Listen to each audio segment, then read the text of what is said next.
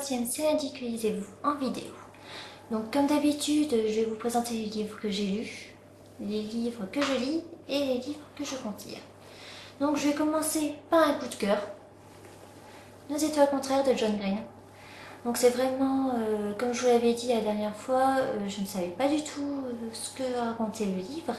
Je savais approximatif que c'était autour d'une fille qui avait un cancer, mais j'en savais pas plus.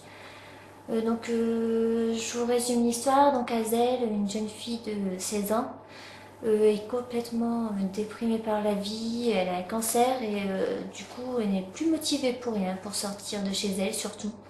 Donc sa mère, qui ne supporte pas ça, la force à aller à un groupe de soutien où plusieurs adolescents cancéreux échangent leur petit bout de vie, leur petit chemin pour battre le cancer. Et le jour où Hazel décide de dire à sa mère qu'elle n'en peut plus, qu'elle ne veut plus aller à ce groupe de soutien, elle rencontre Augustus, un garçon qui est en rémission, qui a eu un cancer et qui est en train d'être en rémission. Donc une amitié se forme entre eux, une très bonne amitié, au point que Hazel se confie à lui et inversement, tous les deux s'échangent en fait des choses qui sont très personnelles, et l'une des choses les plus personnelles de Hazel, c'est une passion pour un livre qu'elle a lu un nombre incalculable de fois, et donc elle lui conseille de lire ce livre parce que c'est vraiment son livre préféré. Et donc il y a l'amitié qui se forme en plus de ce qu'ils sont déjà, de cette spontanéité qu'ils ont tous les deux et qui les unissent. Il y a justement ce livre qui est un peu le fil conducteur du roman, ce qui fait qu'ils vivent des aventures comme ça tous les deux. Donc c'est vraiment une très belle histoire d'amitié, et pas seulement. Je ne vous en dirai pas plus, mais c'est vraiment une très très belle histoire. Donc comme le dit le titre, drôle, poignant et lumineux, c'est vraiment drôle et poignant, on passe du rire aux larmes. Il y a des phrases, j'étais là en train de rire, puis tout d'un coup j'avais un fou rire, puis je m'arrêtais en me disant, mince, je lis quand même un livre sur une fille qui a le cancer. Et oui, c'est vraiment surprenant le fait qu'on peut passer comme ça des rires aux larmes, de la joie à la peine, et s'attacher aussi facilement à ces deux personnages qui sont vraiment géniaux. Aussi bien Hazel qu'Augustus, tous les deux ont une personnalité très forte et ils ont des répliques mais typiques des adolescents qu'on connaît.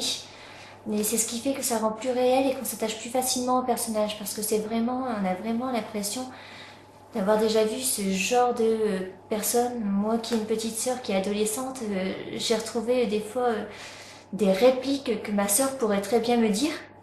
Et donc c'est vrai que voilà, j'ai trouvé ça vraiment drôle et à la fois super émouvant.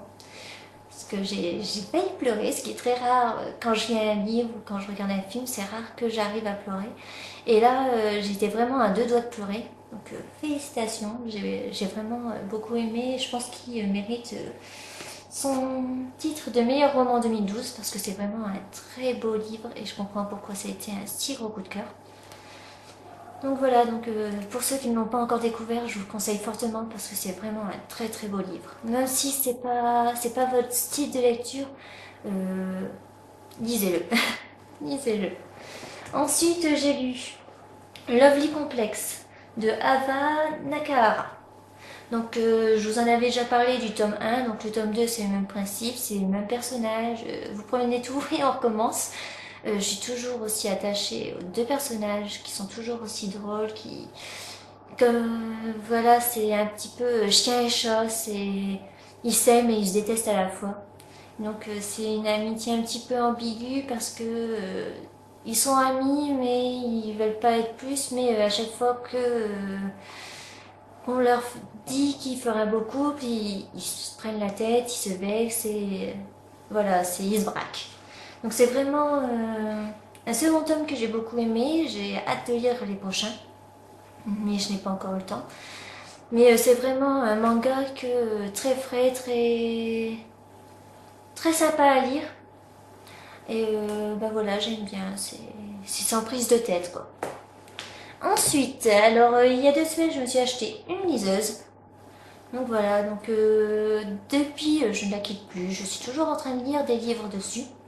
Donc du coup, j'ai un petit peu avancé dans mes lectures, pas forcément dans celles que je voulais, mais j'ai lu pas mal. Donc j'ai lu le livre que m'avait donné, enfin le livre numérique que m'avait donné Cœur de libraire pour le rendez-vous Si tu lisais pour moi organisé par Anastasia. Donc le livre était Comment se débarrasser d'un vampire amoureux de Bess Fantasquet. Donc mon avis est assez mitigé sur le bouquin parce que les 3 quarts du livre j'ai aimé et les 100 dernières pages, très franchement, j'en ai marre. Et j'avais envie de m'arrêter parce que c'était long, j'en pouvais plus et j'avais vraiment marre de l'histoire. Disons que c'est l'histoire de Jessica alias Antanasia, qui est une jeune fille qui a été adoptée et qui mène une existence de jeune américaine normale, jusqu'au jour où débarque un garçon mystérieux, les cheveux longs, habillé avec une cape, du nom de Lucius. Donc ce Lucius arrive dans sa vie en prétendant que c'est un vampire, qu'elle est aussi un vampire, et qu'ils sont fiancés depuis qu'ils sont tout bébés. Et que il n'attend que les 18 ans de Jessica pour finalement l'épouser. Donc c'est un pacte, elle n'a pas le droit de le rompre et ils vont devoir se marier. Donc l'histoire est très bien, assez originale dans l'ensemble, étant donné que ce n'est pas que centré sur l'univers vampire. Pas du tout même, parce que Jessica a plutôt tendance à croire qu'il est complètement fou, et qui a un esprit assez scientifique. Elle est complètement persuadée que c'est juste un fanatique et qui a perdu les pédales et qui a réussi à embobiner ses parents. Et donc j'ai bien aimé justement ce principe-là parce que je suis un petit peu devenue allergique aux livres de vampires depuis Twilight. J'ai vraiment beaucoup de mal avec les livres avec des vampires dedans parce que j'ai beaucoup aimé Twilight à l'époque, mais ça a fait un tel tapage après. Il y a eu tellement de livres sur les vampires que ça m'en a un petit peu dégoûté. Et donc j'avais très peur de me remettre à lire un livre avec des vampires dedans. Et celui-là, en fait, je pense que c'était un très bon livre pour commencer à lire des livres avec des vampires. Parce que c'est pas centré sur l'univers vampirique. Donc j'ai vraiment apprécié l'histoire, les caractères des personnages, même si parfois j'avais envie de secouer Jessica pour lui dire mais réveille-toi un peu, arrête d'être aussi bornée. Et en même temps j'avais aussi envie de secouer Lucius pour lui dire mais tu vas savoir ce que tu veux parce que des fois il est vraiment agaçant. Donc dans l'ensemble ça a été jusqu'au une centaine, oui, environ 100 pages avant la fin où je trouve que l'auteur en fait aurait dû s'arrêter 100 pages avant. Parce que après il y a d'autres choses qui se passent, mais c'est des choses qu'elle aurait pu mettre dans un tome 2 plutôt que de mettre à la suite parce que je trouve que ça aurait fait une très belle fin si elle s'était arrêtée 100 pages avant. Et personnellement, moi du coup, ça m'a pas donné envie de lire Comment sauver un vampire amoureux. Parce que voilà, je trouve que la fin qu'elle y a mis, avec les 100 pages en plus, ça conclut l'histoire parfaitement et voilà, je vois pas l'intérêt de lire la suite. Je vais peut-être quand même la lire, je ne sais pas encore, je ne me suis pas encore décidée là-dessus, mais on verra. Ensuite, j'ai lu Zouk de Pierre Bottero, toujours en livre numérique. Donc Zouk, c'est l'histoire de 2 amies qui sont les meilleures amies du monde, jusqu'au jour où chacune elles prennent différentes trajectoires.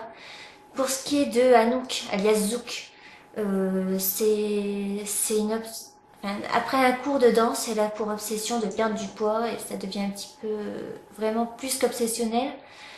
Et pour Mewen, c'est l'amour. Elle a rencontré l'amour sur internet et avec une personne plus âgée.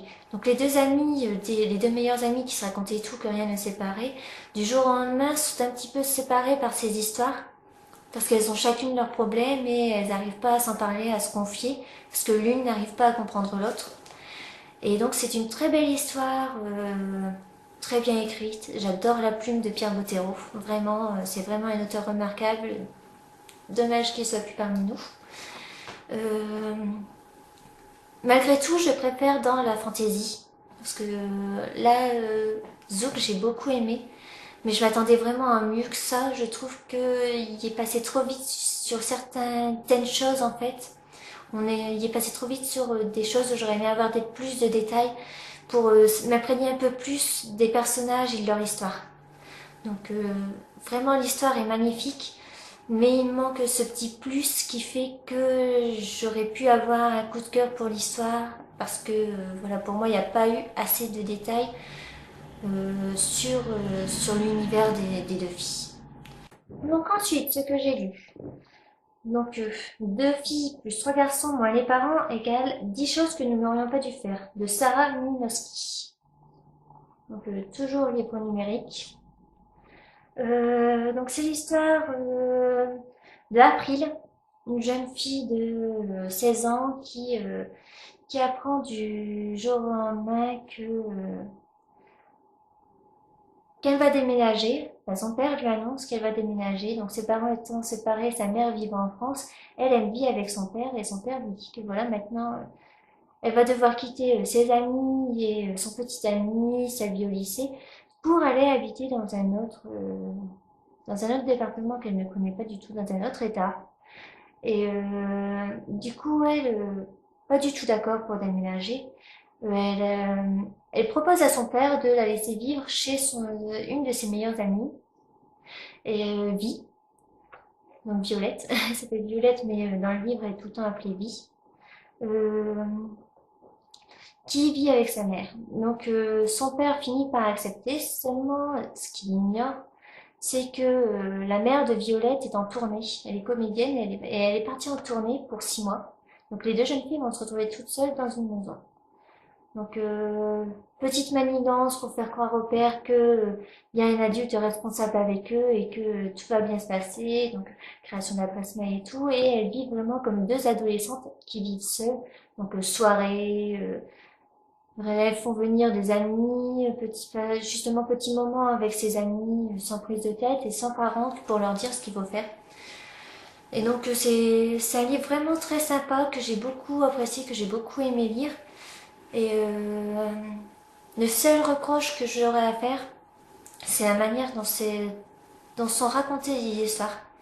Parce que c'est un petit peu décousu. En fait, on commence avec vraiment la dernière partie de l'histoire. Donc on lit la dernière partie.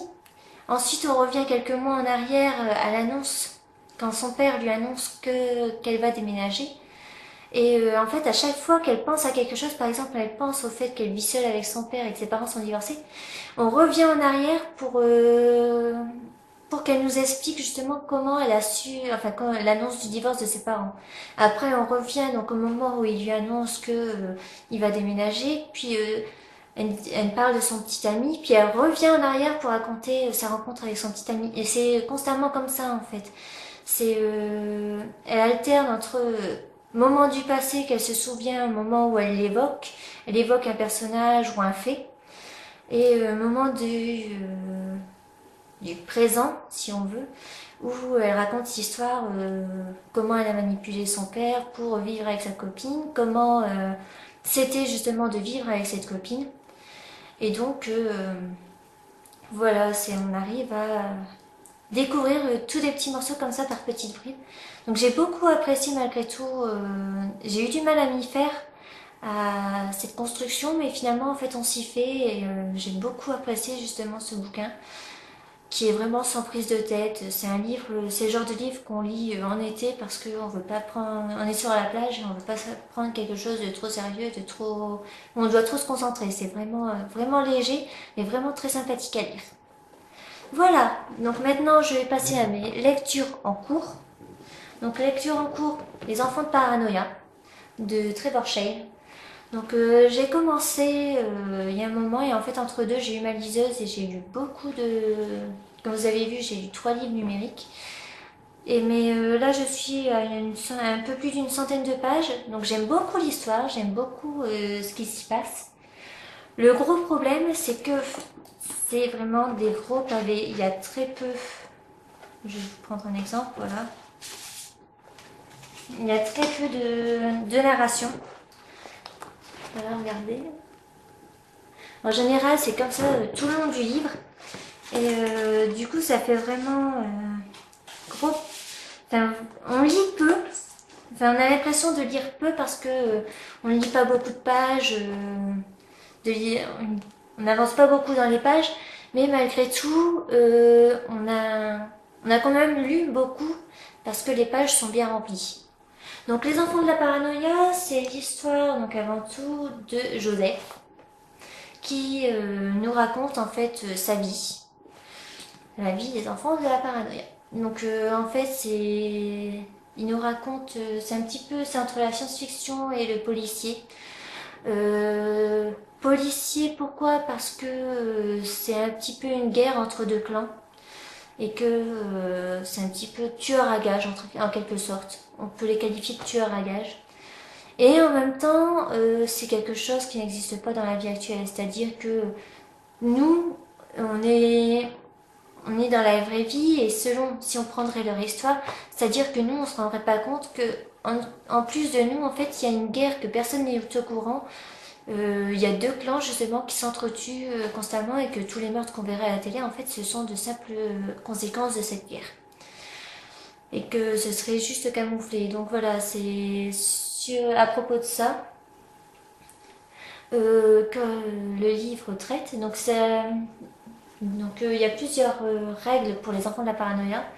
Donc les enfants de la paranoïa, en fait, ce sont des enfants des deux clans adverses qui sont comment dire, ils sont un petit peu réunis pour qu'on leur enseigne justement à tuer, à avoir envie de tuer ces personnes qui soi-disant ont tué leur famille, voilà, on leur inculque la haine pour qu'ils détestent les autres et qui veulent les tuer, se venger, qui se posent pas de questions justement quand on leur dit allez tuer cette personne. Donc voilà, on les formate un petit peu pour tuer. Et donc il y a deux règles principales, donc on ne tue pas les innocents et on ne tue pas les moins de 18 ans. Donc voilà, donc on suit un petit peu l'histoire. Là je suis qu'à une centaine de pages, donc je ne peux pas vous en dire plus. Tout ce que je sais, c'est que pour l'instant Joseph est en mission et doit tuer quelqu'un. Ce qui n'est pas très étonnant vu que c'est le but du livre. Voilà. Donc pour l'instant j'aime bien, c'est sympa, j'espère pouvoir le finir très vite parce que en ce moment je lis beaucoup avec ma liseuse, c'est un petit peu devenu... je suis comme un enfant après Noël, c'est-à-dire que je joue avec mon nouveau jouet, donc je suis toujours avec ma liseuse. Donc je suis plus trop autour des livres papier. Ensuite, qu'est-ce que je suis en train de lire aussi? Toujours le Grinch. Donc comme je vous ai expliqué l'autre fois, c'est le film mais en livre.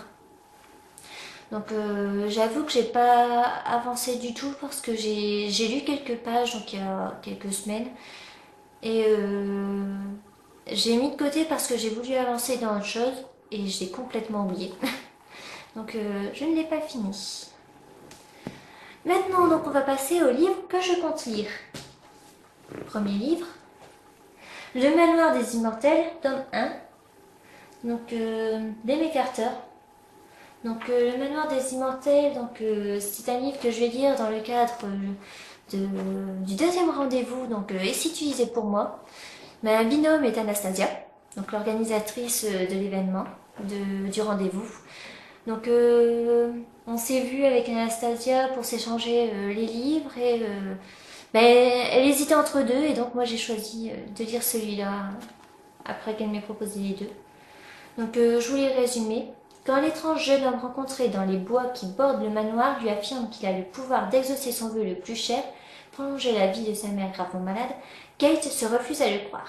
Mais de mystérieux et terribles événements l'obligent à chasser ses doutes et à accepter le pacte qu'il lui propose, la vie de sa mère contre 6 mois au manoir des immortels, où elle devra affronter cette épreuve et une tentation. Donc voilà, donc j'avais déjà repéré ce livre que j'avais très envie de lire. Donc ça tombe vraiment bien, j'ai hâte de pouvoir le commencer. Je pense que ça se lira vraiment très vite. Et je vous donnerai mon avis dans une prochaine vidéo. Ensuite, autre livre que je veux lire, le tome 2 de Hanté. J'avais dévoré le tome 1, j'avais vraiment adoré. D'ailleurs, j'ai proposé le tome 1, moi, pour le rendez-vous utilisé pour moi à Anastasia, parce que c'est vraiment une histoire que j'avais adorée. Le tome 1 était autour de meurtres, de quelqu'un qui reproduisait les meurtres de Jack l'Éventreur. Et j'avais vraiment adoré la façon d'écrire de l'auteur, donc Maureen Johnson. J'avais vraiment adoré sa façon d'écrire, mais aussi l'histoire qui était vraiment très sympathique. Et le fait que ça se passe à Londres et que j'adore Londres aussi, ça joue beaucoup, je pense. Donc j'ai hâte de lire ce tome 2, qui m'intrigue tout autant, étant donné que je ne sais pas du tout ce que ça va raconter, vu que dans le tome 1, l'histoire, le mystère autour du tueur, du tueur l'éventreur, semblait résolu. Donc, je vous dirai ça. Donc, sinon, ce que je compte lire aussi, donc, et que je meurs d'envie de lire, Struck, de Chris Colfer. Donc, j'ai envie de le lire très vite parce que le film sort bientôt et je pense vraiment aller le voir au cinéma. Donc, la pochette parle d'elle-même. Comment foudroyer sa réputation d'un éclair. Donc, c'est. Voilà, j'en sais pas vraiment plus parce que comme d'hab, je lis pas les résumés. C'est vraiment un défaut chez moi, je lis que très rarement les résumés. Donc en fait je l'achète surtout, premièrement parce que c'est Chris Colfer et que j'aime beaucoup son personnage d'Angly. Mais pas seulement parce que j'ai entendu beaucoup de bien et je me dis que quand je vois le titre, en fait, ça doit être vraiment sympa. Puis, donc on verra bien ce que ça donne. J'espère que je vais adorer comme je m'y attends. Donc on verra bien ce que ça donne et j'espère que je vais adorer comme je m'y attends. Je pense que ça va aller très vite à lire. Les marges sont très grandes. Et il n'y a pas énormément de pages. C'est écrit assez gros aussi. Donc je pense que ça va me plaire. Je vous redirai ça. Ensuite, donc, ce que je compte lire aussi, les 3 autres tomes que j'aime en ma possession pour l'instant de Lovely Complex, en espérant que j'aime toujours autant l'histoire et que je m'en lasse pas. Je vous redirai ça aussi. Et livre que je veux lire, Qui es-tu Alaska de John King. Étant donné que j'ai adoré et que ça a été un coup de cœur pour moi, Nos étoiles contraires, je veux essayer autre chose de cet auteur et donc j'ai trouvé ce livre-là à la médiathèque. Donc voilà, je compte le lire et j'espère autant aimer que Nos étoiles contraires. Et enfin, livre totalement différent des autres que je vous ai présentés aujourd'hui, Confession d'un gang de filles, Foxfire, de Joss Carol White. Donc c'est l'histoire de 5 lycéennes dans les années 50 qui se sont fait humilier comme pas possible et justement elles en ont marre de se laisser faire et elles se liguent en fait contre le lycée pour justement se venger de cette humiliation qu'elles ont subie. Donc voilà, donc j'ai vu ça, ça m'a rendue assez curieuse. Donc je vais voir ce que ça donne.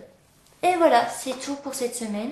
Rendez-vous dans 2 ou 3 semaines, tout dépend de ce que j'aurai lu et si j'ai le temps de vous faire une vidéo ou pas. En attendant, je vous souhaite une bonne semaine en espérant que vous ayez autant de soleil que chez moi. Enfin, un petit peu de soleil, ça fait plaisir. Et donc, je vous souhaite à tous et à toutes une bonne journée. Bye bye!